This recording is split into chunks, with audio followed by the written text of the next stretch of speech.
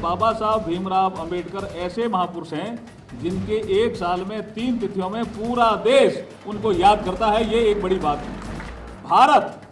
भारतीय संविधान के कारण, बाबा साहब ने जो इतना शानदार संविधान दिया, उसके कारण 74 साल पूरे हो गए, लेकिन भारत में लोकतंत्र बाबा साहब के कारण मजबूत होता गया।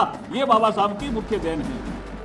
29 मुकदमे बाबा साहब ने अपने जीवन काल में लड़े। 29, उसमें एक मुकदमा तो बॉम्बे के कोई कपड़ा मिल का है, उसमें मजदूरों के साथ अन्याय हो रहा था और बाबा साहब ने वो मुकदमा फ्री लड़ा और श्रमिकों को अपने हक दिलवाए। सुप्रीम कोर्ट ऑफ इंडिया में आदिश अग्रवाला जी, रोहित जी साथ है हमारे, वहां पे बाबा साहब का वकील के रूप में एक चित्र लग गया। बढ़िया चित्र का मतलब मूर्ति।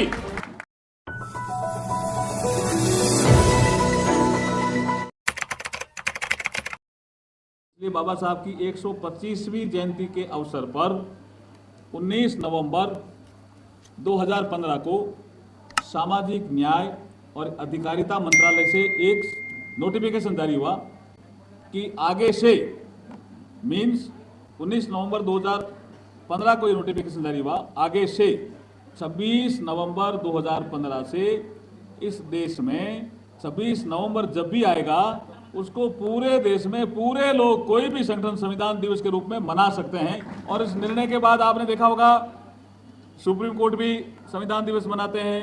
मेरे कल लॉ एंड जस्टिस डिपार्टमेंट से विज्ञान भवन में, जिसमें उपराष्ट्रपति जी आए थे, संविधान दिवस मनाया।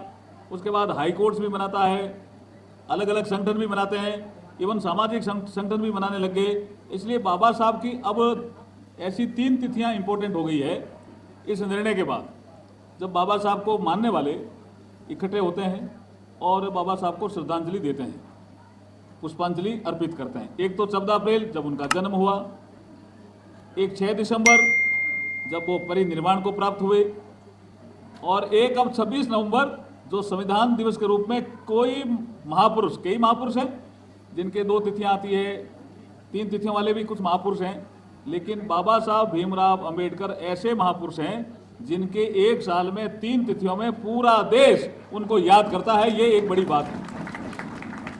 मैं सुप्रीम कोर्ट ऑफ इंडिया को भी धन्यवाद करता हूं, उनके चीफ जस्टिस ऑफ इंडिया को भी, चंद्रचूड़ जी को भी धन्यवाद करता हूं कि लंबे अरसे से ये मांग थी। लंबे अरसे से मुझे एक एडवोकेट गौतम मिले थे, उन्होंने कहा हम 15-20 सालों से तो झगड़ ही रहे थे कि सुप्रीम कोर्ट में बाबा साहब की मूर्ति होनी चाहिए, लेकिन कोई कारणों से ये नहीं हो पाई। हमने इस थॉट को आगे बढ़ाया। मैंने कहा बाबा साहब 1923 में वकील बने थे, 1923 में बॉम्बे हाई कोर्ट में बाबा साहब वकील बने थे, और हम 2023 में चल रहे हैं। बाबा साहब के वकील के पेशे के रूप में 1923 में उन्होंने अपनाया, और अब 100 साल पूरे हो गए।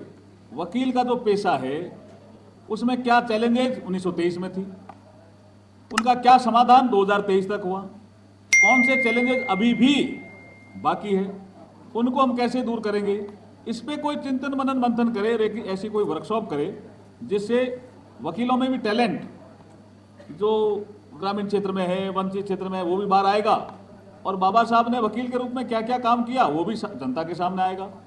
कल वेब पोर्टल हमने जारी किया, चीफ जस्टिस ऑफ इंडिया, और हमने, एक तो मैं प्रसन्नता व्यक्त कर रहा हूं कि सुप्रीम कोर्ट ऑफ इंडिया में आदिश अग्रवाला जी, रोहित जी साथ है हमारे, वहां पे बाबा साहब का वकील के रूप में एक चित्र लग गया। बढ़िया चित्र का मतलब मूर्ति, और बड़ी मूर्ति लगी है जी, और वो वकील के रूप में है वहां बाबा साहब, और सामने देख रहे हैं जो चीफ जस्टिस ऑफ इंडिया का जो चैम्बर है, उनको दिशा दिखाने का काम करेंगे बाबा साहब। तो इतना बड़ा काम सुप्रीम कोर्ट ऑफ इंडिया में हुआ कल 26 नवंबर को संविधान दिवस के अवसर पर।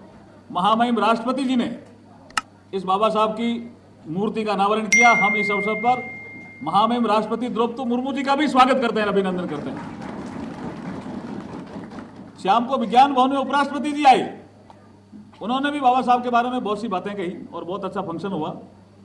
आज मैं आपको इतना ही बताना चाहता हूं कि संविधान हमारा एक लिविंग डॉक्यूमेंट है, जीवित एक दस्तावेज है। हमारे आसपास बहुत से देश आज़ाद हुए और हमारे संविधान ने भारत में लोकतंत्र को मजबूती से उन्नत भी किया, विकसित भी किया। लेकिन हमारे आसपास जो देश आज़ाद हुए थे उनका भी संविधान बना था, लेकिन किसी देश में मिलिट्री का शासन आया, किसी देश में अराजकता आई, किसी देश में गृह युद्ध की स्थिति आई। भारतीय संविधान के कारण, बाबा साहब ने जो इतना शानदार संविधान दिया उसके कारण 74 साल पूरे हो गए, लेकिन भारत में लोकतंत्र बाबा साहब के कारण मजबूत होता गया। ये बाबा साहब की मुख्य देन है। हम अभी 75वें साल में प्रवेश कर रहे हैं। ये अमृतकाल होता है। 26 नवंबर 1949 को देश का संविधान अडॉप्ट हुआ था, संविधान सभा ने अडॉप्ट किया था और 74 वर्ष पूरे हो गए। हमने 75वें वर्ष में प्रवेश कर लिया। तो मैं तो राहुल भंते जी को कहूंगा कि आप साल भर ही संविधान के कार्यक्रम कराओ। अब आप, ये अमृत वर्ष है, ये संविधान का अमृत वर्ष है, इसमें साल भर ही आप हर महीने कोई न कोई कार्यक्रम कराओ बाबा साहब के नाम पे। आप कार्यक्रम कराने में माहिर भी हैं।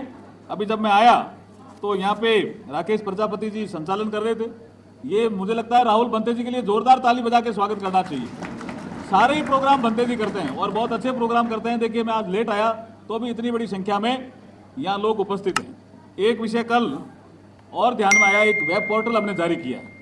बहुत से लोगों ने कहा बाबा साहब ने मुकदमे लड़े ही नहीं, तो हमने कहा चीफ जस्टिस ऑफ इंडिया को कि मुकदमे बाबा साहब ने लड़े हैं, कुछ जीते हैं, कुछ में हारे होंगे, अपील की होगी, लेकिन श्रमिकों के हित में बाबा साहब ने कई मुकदमे लड़े हैं।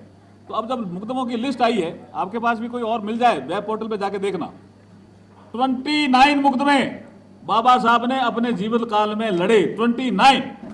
तो ये सारे मुकदमों का हिस्ट्री भी आ गई है। उसमें एक मुकदमा तो बॉम्बे के कोई कपड़ा मिल का है, उसमें मजदूरों के साथ अन्याय हो रहा था और बाबा साहब ने वो मुकदमा फ्री लड़ा और श्रमिकों को अपने हक दिलवाए। ऐसे बाबा साहब के संविधान के कारण हम आज खुली हवा में सांस ले रहे हैं। मैं राहुल भंते जी को पुनः कहता हूं कि आप आगे के जो कार्यक्रम होंगे, कभी टेक्निकल सेशन जैसे होंगे, वकील जैसे 100 आ गए, कभी महिला वकील 100 आ गए, कभी देसी नहीं, वो चिंतन करें टेक्निकल सेशन कि वकीलों की अपनी क्या प्रॉब्लम है, लॉ एंड जस्टिस डिपार्टमेंट से वकील क्या चाहते हैं। कुछ पैनल में नाम चाहते हैं, कुछ कहते हैं हमारे चैम्बर ही बैठने के लिए नहीं है तो हमारे चैम्बर होने चाहिए, कुछ ये विषय भी है। कुछ कहते हैं वकील कि साहब हम नए वकील होते हैं, किसी जगह चले जाते हैं और अगर हमारा मकान नहीं होता है तो हमें किराए का मकान भी नहीं मिलता। जैसे ही कहते हैं वकील है, बोला किराया देगा ही नहीं, इसलिए मकान ही नहीं दो। तो ऐसे भी वकीलों के कई प्रॉब्लम है, ऐसी कई प्रॉब्लम है। इन सब प्रॉब्लम्स की चिंतन करें। और लॉ एंड जस्टिस और इंश्योरेंस का भी विषय आता है वकीलों का। वो कह रहे हैं सिक्योरिटी का विषय भी आता है, इंश्योरेंस का विषय आता है कि भी इंश्योरेंस में सारे कवर होता है, लेकिन वकील के साथ कुछ घटना हो जाए तो इंश्योरेंस क्या कोई स्कीम नहीं है आपकी, शायद ऐसा विषय है ना। और सिक्योरिटी का भी विषय है। तो आप कुछ लिख के हमें दीजिए। आज राहुल भंते जी ने कार्यक्रम रखा है। मैं आपको विश्वास दिलाता हूं कि बाबा साहब वकील के रूप में फेमस हुए इस देश में, फिर संविधान शिल्पी के रूप में फेमस हुए, गरीबों के मसीहा के रूप में फेमस हुए, एज एन इकोनॉमिस्ट के रूप में फेमस हुए, एक अच्छे राजनेता के रूप में फेमस हुए, एक अच्छे सामाजिक चिंतन के रूप में चिंतक के रूप में फेमस हुए। कई उनकी विधाएं थी। तो बाबा साहब को याद करके वकीलों की जो भी समस्याएं हैं, अगर आप मुझे लिखित में ज्ञापन देंगे तो मैं इस मंच से आपको आश्वस्त करता हूं कि जितना लॉ एंड जस्टिस डिपार्टमेंट से बन पड़ेगा उसकी बजट की कांस्टेंट, आप थोड़ा लॉजिकल एंड पे बात करेंगे तो मुझे लगता है कि आपकी जो समस्या मुझे ध्यान में आ रही है कि इनका सबका समाधान हो सकता है। ऐसी कोई बात नहीं है कि नहीं हो सकता। तो आप मिलकर के थोड़ा ज्ञापन दीजिए अच्छी तरह से।